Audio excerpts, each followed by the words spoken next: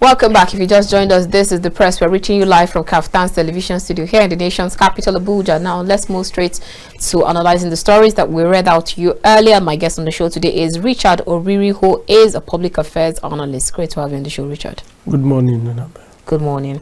All right, our phone lines are now open. You can call in to make your contributions or ask your questions. And please, like I said, leave it at 1 minute to every caller. Turn down the volume of your TV set. And please leave your comments as clean and as pure and as germane as possible.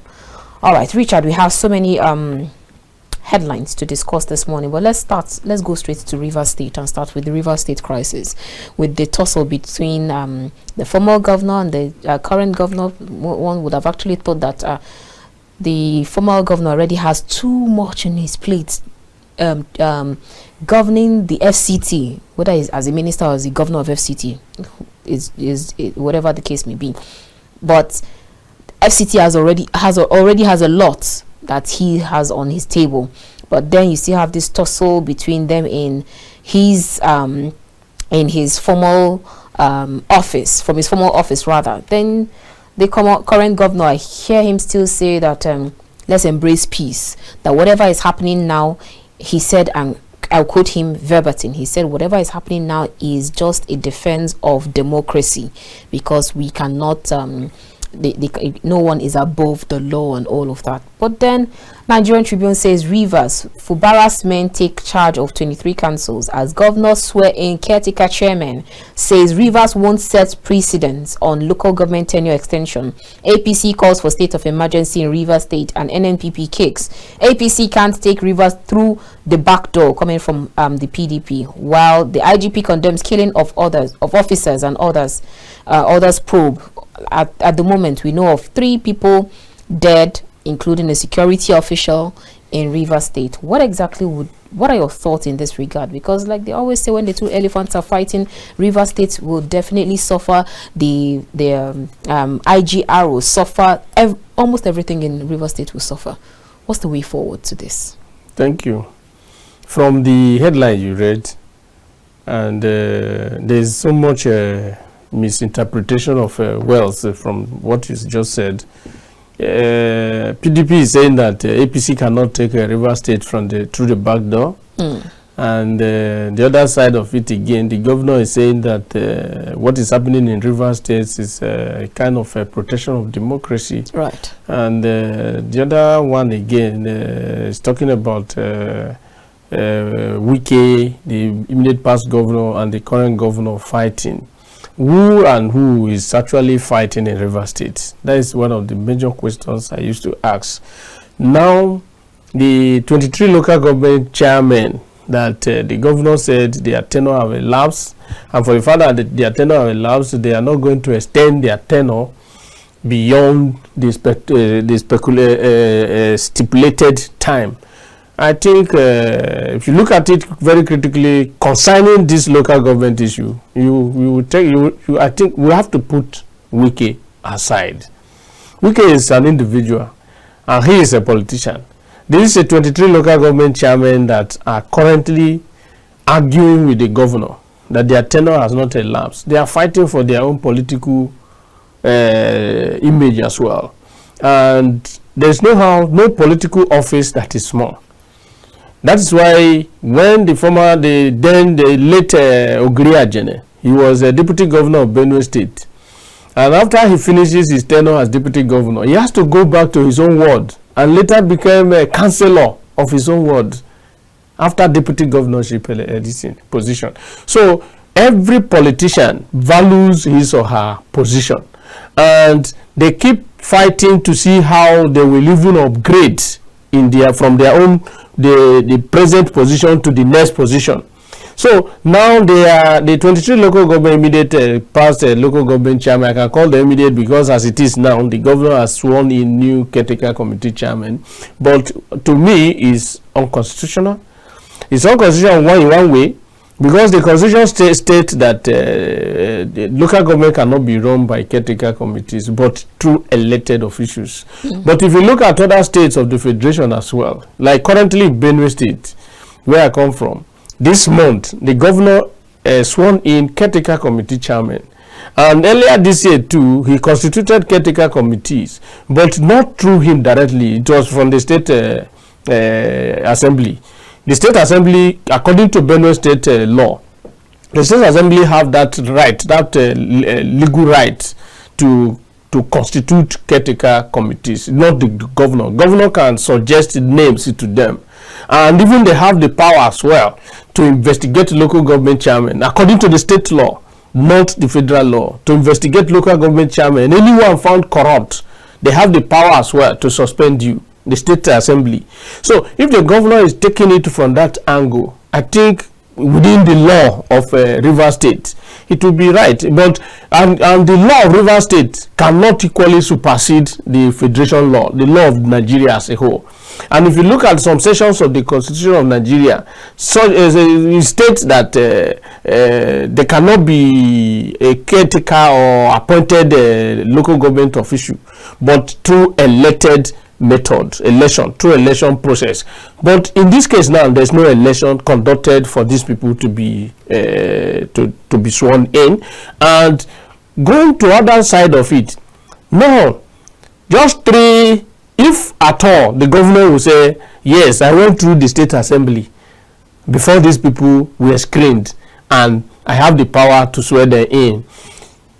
How many members of the state assembly carried out this screening of the 23 local government chairmen? And there's a section in the constitution as well, I'm not a lawyer, but there's a section in the constitution as well which states that you must form, even if they are to screen the local government caretaker committee chairman as designed by the governor, they have to form a quorum. And in this case, they did not form quorum. They are just three members. So that's the reason why PDP says they are trying to do it through the back door. No, through the back door. No, PDP is siding the governor. In the actions of the governor, PDP is on his side, but it's against the law. If they form quorum and we support the governor to say the House of Assembly that have screened these 23 local government chairmen, they form quorum, I would have supported him. But the immediate past chairman of the 23 local government in River State, they are claiming that the other House of Assembly members, the 27 members of House of Assembly that they claimed that they said they defected from PDP to APC. Now that they are not members of any political party, and for that reason they are not elected House of Assembly member in River State. That assembly, that state assembly members, they extended the tenure of these people that the governor have sacked now. They extended their tenure. And in Benue, what has happened in Benue presently? The governor sworn in caretaker committees are screened by the local government chairman. They have spent the stipulated 6 months. That 6 months have elapsed, and the governor was not able to conduct election. He was making arrangement to conduct election in July. He couldn't meet up by the arrangement on ground. He couldn't meet up to conduct fresh election to local government. As he couldn't meet up, there will not be vacant in the office. There will be no vacuum in the office. And what he needs to do next was to extend their tenure. And in this extension of their tenure, he has to submit fresh names to the state assembly. Some other members of the council, they will have 23 local government in Benue State, just like River State. He dropped some council chairmen and replaced them with some. Like in my local government, one young man from Igumale was the caretaker committee chairman, but the governor dropped him and replaced him with a woman from Upper Ward. So now there was a replacement in some areas, and the older ones that he sees that they perform well, he retained them. But he passes through the state assembly, the General House of Assembly of Benue State, and they screened them before they sent the names back to him again, and he swore them in. Such was not the case of River State. Right. What is happening in River State purely is against the constitution, and even though the governor said that he's trying to defend he's not defending he's not defending democracy. What they are doing, they are just fighting for hegemony. just who will be the who will be in control of Rivers State. All right. You understand? So the governor says that they're going to probe or orders probe of local government accounts and the former local government chairman. So do you actually think that they will find anything out of it after he's actually an accountant? He is an accountant, and there is no caretaker committee chairman in Nigeria, even elected local government chairman in Nigeria, in the 36 states of the federation, that is not an appendage of the state government. If federation allocation to local government comes, it goes straight to the joint account where the governor knows how much he sent to them. As he is finding them guilty in any way, they too have the information within their disposal that they will equally find him guilty. So it means that if the money was going straight to them directly, that he has no hand in it, in the money going to Rivers State local government, then he would be right to saying that he is going to probe them. But if the money was going to the joint accounts of both Rivers State government and Rivers State local government, then there's no how he will not be found guilty in whatever he wants to do. So there. really, he who comes into equity must come. He is not going with clean hands in this matter. Except except the money was going straight directly to the local government chairman. If the money was going directly to the local government chairman, then they will find them guilty. But if the money was not going directly to them, and he was giving them salary and then giving them some peanuts to say take this and manage yourself, then as local government chairman, they normally go to joint account meeting. And joint account meeting is being headed in the state of the federation either by a commissioner for local government and chieftaincy affairs or a special advisor to the governor on local government and chieftaincy affairs. They are the one managing that department on behalf of the state government. So now, in every of a joint account meeting, the local government chairman will meet with the special advisor to the governor on local government and chieftaincy or the commissioner for local government and chieftaincy. They will tell you this is how much that have come to your local government. Right. Let's say their opponent, they can say 900 million come directly from Abuja to your local government. How much is your salary strength, the salary strength of your staff of local government? They will now see it and know how much will be meant for salary. And after that, they will talk of impress or further staff of the local government. After impress, they will now add little thing to you. Okay, this is how much that have come. This is how much that is coming to you. And you will sign that you have received all the money. Then possibly give you something small for yourself. Outside that is the governor. That is why even if the FCC go after any local government chairman in Nigeria, before the next 1 hour, you see the governor running helter-skelter to see how he will bring them out of it, because whatever that is holding you as a chairman of any local government accountable to the people before EFCC will equally have the governor joined in the matter. All right, let's go to other stories. Alleged terrorism. Move straight to Nigerian Tribune. Says Nnamdi Kanu seeks out of court settlement. Court orders open space meeting with lawyers. And the New Telegraph also talks about the same thing. Talks about alleged terrorism. Nnamdi Kanu ready to negotiate with the federal government, and that's coming from his lawyers. Do you actually think that this will be final solution to this continuous incarceration of Nnamdi Kanu? I'm going to ask you two questions on this, and I'd like you to take them together. Will this actually be the final solution, or is it going to be yet another dead end? That's one. And then secondly, even keeping Nnamdi Kanu, or before now keeping Sunday Igboho, you still also always have those who are clamoring for self-determination.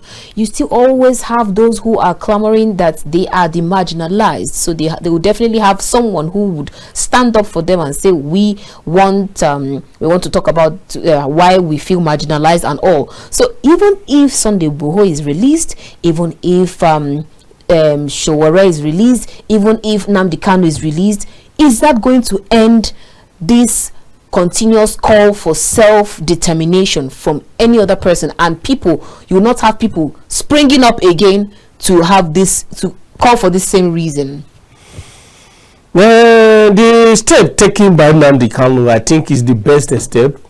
From the beginning of the crisis between Nnamdi Kanu and federal government, me have always said it that a political solution would be the best solution to it. not a military solution. It's a political solution. But as it is now, Nnamdi Kanu has been kept for so long out of his SECO, where he was in charge of these boys. And whatever he is seeing from where he is now, even if he's going into dialogue or negotiation with federal government, he will be doing it from his own side. Already his boys outside, they have another leader now. I was going to ask, is Nnamdi Kanu still in charge of his boys? It's just they wanted. They have another leader now. I don't think they are even one, because one is in Finland. One is in Finland, that one from Ebony, from Ungbo. He is in Finland.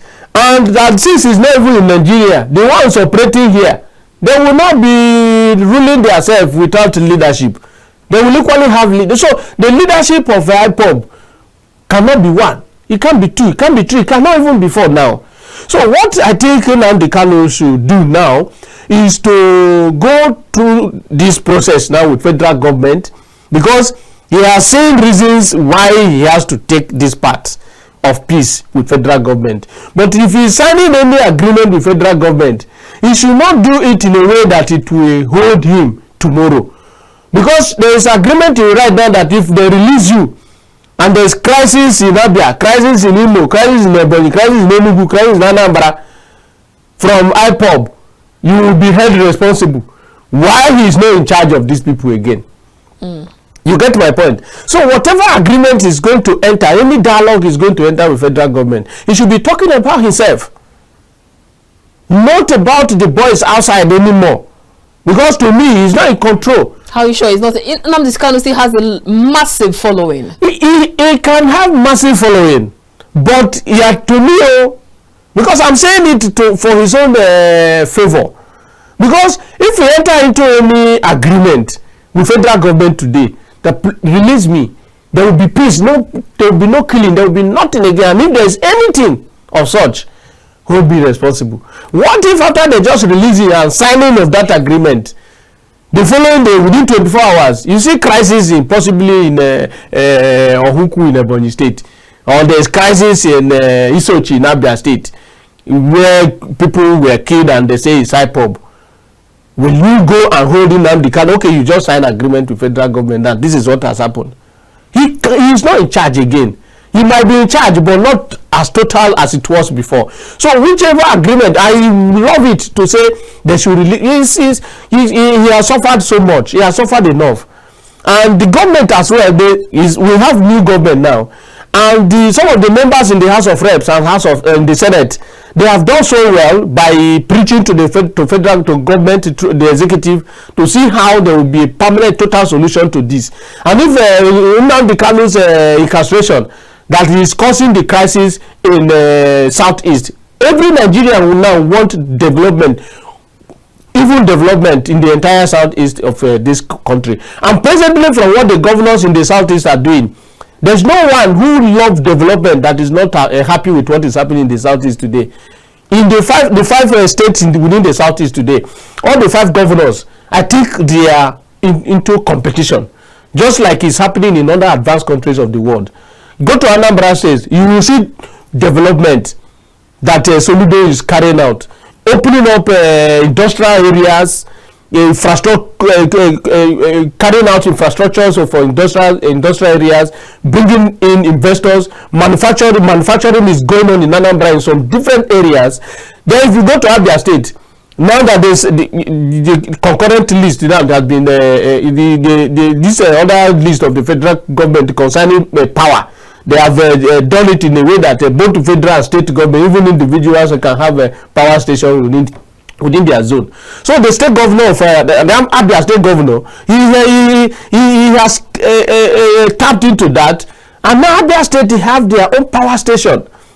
There's total power supply in Abia state today now. So industries, they are booming and a lot is going on there. If you go to Ebonyi, the same thing. So now that there's competition among these governors in Enugu State, you know, everyone knows, you see what is happening in Enugu State. We are all happy with what is going on in the Southeast today. So if such a thing is coming from the current governor, managers of the states in the East, please least if there is going to be peace by the release of Nnamdi Kanu, federal government should do everything possible to see how they will go into this dialogue with Nnamdi Kanu. But the dialogue should be personal. You shouldn't carry his boys along with the dialogue and sign on their behalf. All right. You shouldn't do that. So how much is this going to stall further secessionist or self-secessionist agitation can't finish. There's no how you will put a total stop to agitation, and there's no how you put a total stop to suppression and to marginalization. Even in the entire world today, from the name Global North and Global South, you will see that there is so much division. The division started from there. The global North, the developed countries of the world, and the global South, they are the underdeveloped and developing countries of the world. And today now, you see some global South countries coming together to say they are tired of the marginalization of the West, led by US. You see now BRICS nations. First, Brazil, Russia, India, China, and South Africa. And today, Iran has joined them. United Arab Emirates have joined them. Ethiopia have joined them. Egypt have joined them. They are now 9 states of the BRICS. Please moving away from. Please hold your thought. Let's quickly take this call. Good morning. Good morning. How was your night? Very well, thank you, Chief Fareo. My name is Chief Fareo. Calling us from Kaduna. Go ahead. You have 1 minute. Regards to my very good friend Richard Oriri. Good morning, sir. You are welcome, sir. Thanks, sir. Happy Salah. I want to add my voice to this Kanu argument. You see, let us be sincere. Asare Dokubo did more than what Kanu did. Today, Asare Dokubo is working freely. You see, there will be agitation, and the agitation will continue till the kingdom come. You see, the question of Kanu, I was thinking that Bola Tinubu was also going to use a political solution to just release Kanu. You see, when injustice becomes a law, resistance becomes eminent. Kanu is not the only person who is agitating. And in my own view, the only thing that the federal government can do is to release Kanu for us to have peace in this country. Check throughout the whole world. There have been agitation. It is not peculiar to only Nigeria. And by the time you look at, I have cited Asare Dokubo, and the pronouncement Asare Dokubo made is not different from what Kanu has equally made. So let peace reign and let us breathe. Let them release Kanu. God bless our country, Nigeria. God bless you too, Chief Fareo from Kaduna State. Great to hear from you this morning. He has spoken very well. Just as I was saying, there cannot be total peace when you talk about marginalization. Even in the family of 3, there's going to be marginalization. All right. So the marginalization will continue and agitation will continue. So, but we are praying that we should have good governance. The BRICS I was talking about, they say they are tired of the Western suppression controlled by IMF and World Bank, led by America, US. So BRICS nation, they are separating, setting themselves away from the West. And if you come to Africa, you see this bank that World Bank they are using to suppress, to marginalize us, to use as a modern imperialism against us here. Africa, we have the African Development Bank now. Even if you go to Asian country, they have Asian Development Bank, so that they will be free from this World Bank loan of 18. All right, Richard, let's go to another headline. We have so many to discuss, and our time is fast spent. Daily Sun says Nigeria under me was better than today, coming from Chief Olusegun Obasanjo. Do you agree with this? I agree and I disagree. Obasanjo came into power in 1999, and as an ex-military officer, military head of state, and a uniform person again, turning to a civilian president, Nigerians were seeing him as a military man. And the election that brought Obasanjo happened to be the most freest and fairest election ever held in Nigeria, conducted by General Ibrahim Badamasi Babangida in 1998. But most people do not agree with that. No, because I was when they were at home, and then I was young. Results were being read. I was young. It was military that conducted it, but it was very fair to the point that different political parties won election. Nobody knew the party that was going to win the center. In my local government, PDP was winning. UNPP won, even whether SDP won. My local government was managed, was controlled, chairman of local government, Chief Oche Otokpa. He won my local government under ANPP. My own political ward was the councillor representing me then, Honorable Christy Onuma. He was in PDP. So the different political parties won councillorship election at the local level, and everyone went around to campaign. You don't just sit in your house like today. Even after that election, 2003 election that was conducted by Olusegun Obasanjo as the president of this country was the worst election ever conducted in Nigeria. So you're saying I participated. The former one from he uses military, and this one was yes, the one conducted that brought him to power was better. The one he conducted in 2003 was the worst election ever conducted in Nigeria. He uses military to beat people up and down. In my polling unit, they will come once they see that you are monitoring the election to be normal. They will beat you and complete ballot papers and dump into 2003 election was the worst ever in Nigeria, conducted by Obasanjo. He cannot say his own time was better than now. Democracy is better now than Obasanjo time, where he manages democracy in this country, especially election.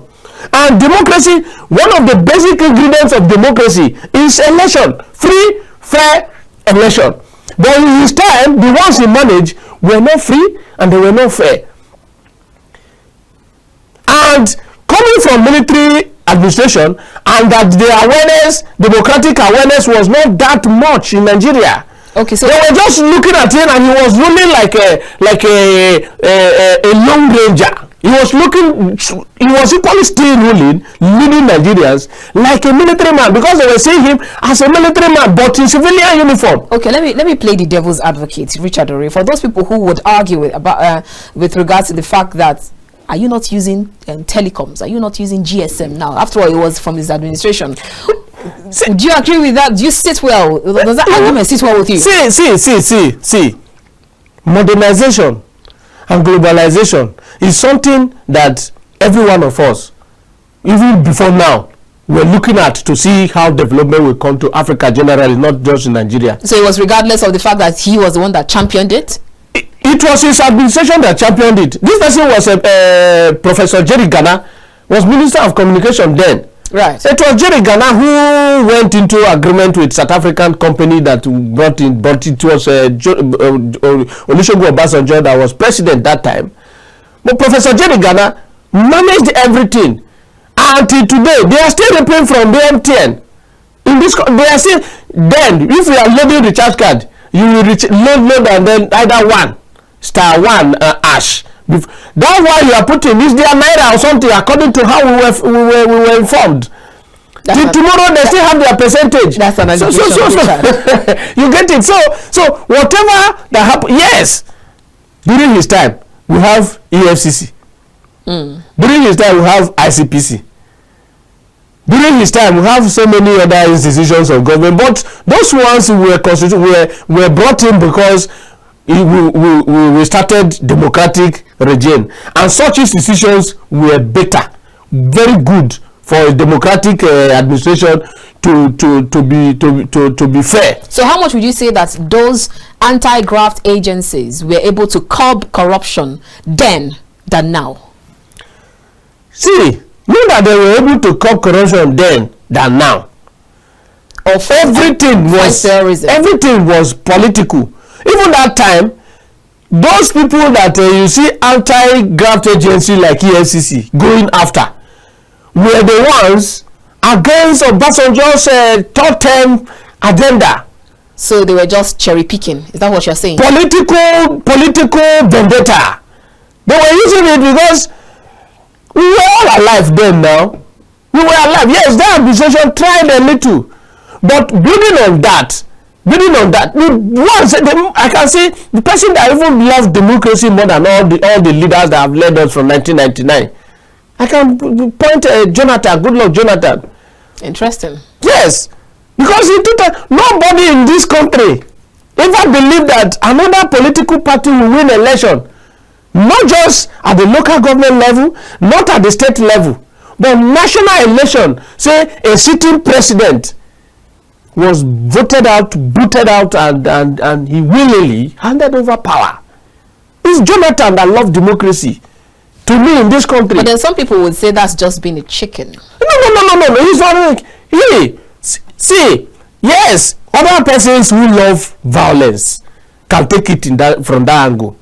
Jonathan had that spirit of liberal ideology.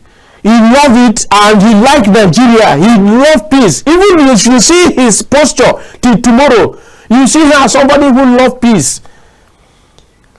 If it were another person, Oriri was at the center where the election was announced. You see how Oriri reacted to him. They were taking power from them, the Jaws or the South. That they were taking power by force from them. That it will not happen. If it were another person that was president, there's no how that election will not be overturned. They will manipulate it and it will come to his favor. If you are killing anybody outside, it's not his concern. But Jonathan said, no human life, no citizen of this country's life that his position was up to any life. That his position was not up to any individual's life in this country. All right, that's about. And he worked with it. That's about security. That's about election matters. But now let's move straight to investment, bringing investors, whether foreign direct investment, portfolio investment. I hear some people argue with the fact that I remember talking to, I think it was Habib Gaju that reminded us the fact that when during the Obasanjo's administration, that's when you had eggheads in strategic positions. That's when you had the Minister of Finance that was able to help us draw down, I think that was in 2005, that was able to help us draw down the debts that Nigeria had with Paris and get the debt forbearance.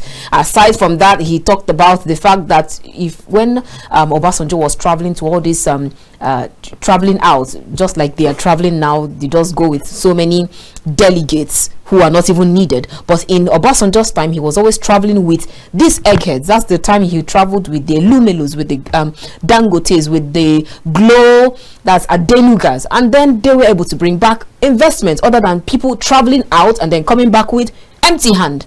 Do you agree with this? Before you go ahead, let's quickly take this call. Good morning. Good morning. Hello, good morning. Good morning, sir. Tell us your name and where you're calling us from.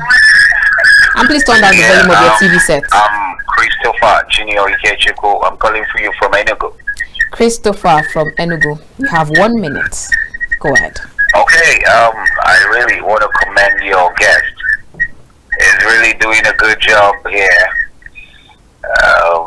Because I'm really learning a lot from the past and the present government. All right, thank you so much. Good morning, sir. Good morning, my brother. Yeah, you're really murdering the case. Thank you, sir. I'm enjoying this. I'm enjoying this. Thank you, sir. Breakfast for me. Thank you, sir. We are glad to hear that from you, Christopher. Right, thank you so much for calling. Thank you so much. Your call is appreciated. Please go ahead. Talking about the investment that Olusegun Obasanjo brought in, talking about the eggheads that he had in strategic position in his time. Would you say that's better than what you have now, where people travel with so many delegates and then they come in with empty portfolios? I don't see Olusegun Obasanjo to have done better, because even Obasanjo's administration was equally tailored towards the Western ideology. Ngozi Okonjo-Iweala was IMF 2 that they are using to manage. Richard Oriri, yes. Did you just call Ngozi Okonjo-Iweala, the current DG of WTO, as a tool being used by? It is managing. If it is not Ngozi Okonjo-Iweala, there's no how America, US will allow anybody from this side to be World Trade Organization's boss. You see, even in this administration now, there are people suggested by the West to the current administration to give them position. See, when Obasanjo was in power, if you are reading the international politics very well, you will see very well that Nigeria is probably a tool within the African sub-region here of the West. Obasanjo's time, our public enterprises all sold out. All right, Nikon Insurance sold it to Adenuga and all of these people. Let's take by Obasanjo, even the Nikon Luxury Hotel, Richard, all those things sold. It's IMF policy. Let's take this call. Richard Oriri, good morning. Yeah, my name is Godwin Felix from Kogi State. Godwin from Kogi State, go ahead. You have 1 minute remaining. Yeah, good morning. Good morning, Godwin. How was your Salah? Yeah, we thank God. Yeah, I love the program and the guest there is fine very much. Then based on the Obasanjo regime, what I see there is that the man only constituted this political institute. Like the EFCC, the IEPC, the man has said. But he did not divert into the economy.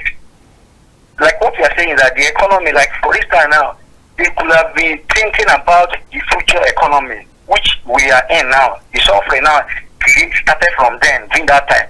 Look at those the Abacha rooted fund that they could have invested into the Nigerian economy. By now, it will create employment and other this thing that at least it will be bringing something income to Nigeria. They are just focusing on the oil. Look at the skill that they left there. We look at other things that they could have dived into. By now, at least it will bring something up. All then right. I said then the downfall of this economy started from his own time, which is 1999. Thank you. Thank you so much, Godwin from Kogi State. Great to hear from you. Please land on your thoughts and let's quickly take the last one. As I was saying, Obasanjo's administration was equally about the Western ideology. Because one, privatization of public enterprises is Western ideology. IMF he actually blamed his vice president at the time. No, because the vice president was in charge of economy. Right. And he willingly handed over that department to him to manage. Not that Obasanjo was not in charge. He was in charge. Nikon Luxury were sold out. Nikon Insurance, everything, all these public enterprises that were giving us money in this country. You saw IMF policy. You must privatize. Right. And any government at all that is going by privatization, see that they are implementing IMF policy. All right. Good morning. Hello. Good morning. Good morning. Good morning to you. Tell us your name and where you're calling us from. How are you? Very well, thank you, sir. Okay, my name is Fatai. I'm calling from Kwara State. Fatai from Kwara State. Go ahead. You have less than 1 minute. I'd like to appreciate the contribution of the guest that you brought into the program this morning. His analysis was down to heart, and I love it. But I'm asking the questions, and that question goes thus: where are we going? Very serious question. I want your guest to answer that question. All right, thank you so much, Abdul Fatai from. He said, "Where are we going? Where are we going?" It's a very serious problem that every Nigerian should be asking themselves. Now, this. Or let me rephrase it: which way Nigeria? Which way Nigeria? It's a terrible question because the way we are now, we are stuck, we are stagnated. And no leader in this country that is seeing that Nigeria is being stagnated. And until we move away from this Western policy, we will not grow. Now people are complaining that President Bola Ahmed Tinubu is not doing well, is not doing well. But to me, I listened to the SDP presidential candidate, President Adewale Adebayo, 2023 election, for the 2023 election. I listened to one of his interviews yesterday. He said Tinubu is actually doing everything he told Nigeria he was going to do. He said he was going to remove subsidy. Has he not removed it? But who did not say they would? He said he was going to increase our revenue. Has he not increased tax? And people are saying that Tinubu is not doing what he said he would do to Nigeria. His campaign promises, he is actually implementing them. Richard, is that sarcasm? No, what I am telling you is that Nigerians, even some of the candidates who stood for the election, like especially President KAFTAN president, that is Prince Adewale Adebayo, he said it. He said these policies that Tinubu said he was coming to do. If Nigerians vote for him to do it, to come and do it, Nigerians will suffer. And anyone who know pure economists, you will know that once you remove this subsidy, you increase tax. As you increase tax now, like now, no salary of Nigerian workers now. He said 15%. If you go to the other advanced countries of the world, 50% can go to health from your salary. Let's say 5% of your salary can go to transportation. But now even 50% of your salary can't even solve your transportation problem. Not to talk of health. Not to talk of other accommodation. Hello, good morning. Good morning. Are you there? Yes, I'm there. Good morning. Yes. Good morning, sir. Tell us your name and where you're calling us from. My name is Jerry. I'm calling from Kaduna. Jerry from Kaduna. Oh, great. All right, please go ahead. You have less than 1 minute. Yes. I'm just here listening to the analysis the man is giving. My little input I have to say is, in Nigeria, when we have the opportunity, when the government favors you, you don't even remember what people are passing through. You know, politics in Nigeria is a game of favor. You are going there to enrich yourself. You don't even think of the masses. Now we know that the government has been dilapidated. They don't know what to do in order to solve the problem. The reason why you are going there is to solve the problem you have at hand. But when you go there, you do a fraction of the problem. You solve a fraction of the problem. You come to the public, and now you are now praising yourself that you have done. You have not done well. How many population do we have in Nigeria? If what you are doing does not solve the problems of at least 30%, it means you have not done well. You should resign from your office. All right. The public office. Leave this for the people that can be able to solve the problem. The problem is so much, it's so huge that we don't need people that are going already. You see, if you see the stigma, the scientific stigma of the age, you see the mind of people are going that as you are aging. You are not thinking like person that is coming up again. Right. Nigeria government is ruled by elderly people that they don't think of what people are passing through again because age is affecting them. You should not be giving opportunity to them. All right, thank you so much. They will do everything humanly possible, like what the man said in 2003. So in order to go into the power, this is not our wish. All right, thank you so much. People are dying. People are suffering for little things. Please. Thank you so much. Public service is not for everybody. Thank you so much. Your contribution is very well taken. We appreciate your call. I think that's where we have to end it for this segment. Let's move straight to our social media corner and see what exactly trended. And there's a video of says moment South African president pretended that President Tinubu was John Cena at his inauguration. These people and their type of anyway, the argument was that President Bola Ahmed Tinubu was snubbed by the South African president. Yes, the South African president. Hold on a second. We need to see that video. We need to show our viewers that video before we come and talk for a few seconds about it. Please bring it up, my producer.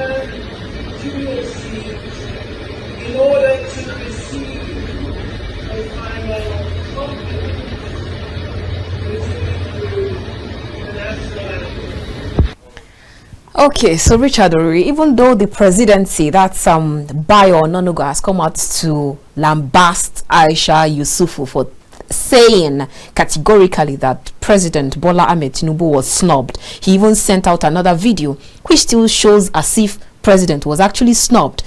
Because I'm wondering, why is our president behind? He traveled a few days ago to go and felicitate with the South African president, but it now looks as if he was he actually snubbed? Richard Oriri, what is there is that what the South African president did wasn't diplomatic at all.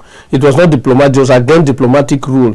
But on the other side of it, you will see that South African president, he's the one championing the BRICS ideology of the developing and underdeveloped countries of the world today. BRICS. South Africa is a member of BRICS. Nigeria should be a country within this African region that should even champion the fact that yes, we have been over suppressed, over marginalized. Let us put ourselves together and see how our people we have a fresh air of development, fresh air of growth. But since they are not seeing it from Nigeria, and they are not even seeing the possibility of Nigeria becoming a member of BRICS.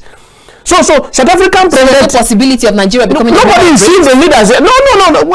The president is clearly for US. Our Nigerian government presently is clearly for the West. So the South African president. Did you just say Nigeria president is clearly for the West? If you see what is happening in Nigeria, if you see everything that is happening is a Western policy. So the South African president is seeing our president as enemy. We see him from the perspective of the Western powers, while he is seeing himself as somebody who is one of the leaders within the global South that is championing the development of the underdeveloped countries. So Nigeria have to wake up. Our leaders, they have to wake up and see that the nonsense we are suffering, and this modern imperialism has to stop. We have chased them away. That the imperial powers, we chased them away. But today now they are coming with another ideas, giving us little money. Like now the $500 million that was given to Nigeria for metering of Nigerian houses. If you put meters in houses, how will that bring income that you used to pay the money back? Not that you are bringing, you are taking this loan to invest on things that will give you the strength to pay back money. You are eating it. It's a problem. Thank you so much, Richard. We have to join BRICS immediately. Public affairs analyst Richard Oriri, thank you so much for your time pleasure with us. Thanks for inviting me. Like you said, we hope you talked about the fact that we hope we actually join BRICS, just like Nigeria was last to join, or not last, but at least took so much time to join the AFTA, that's the EFCFTA.